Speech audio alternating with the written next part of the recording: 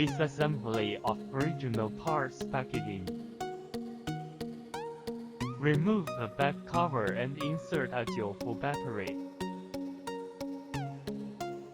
To correspond to the positive and negative poles.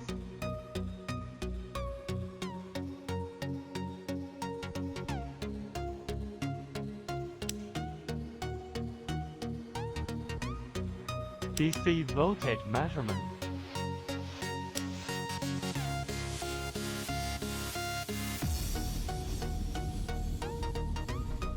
Go to resistance measurement.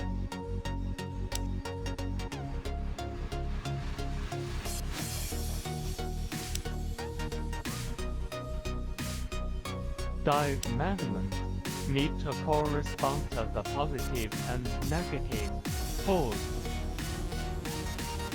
AC voltage measurement.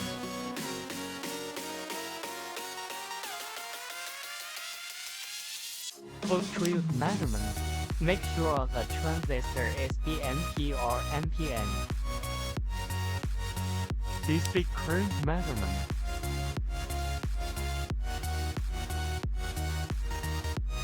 DC Mach current measurement.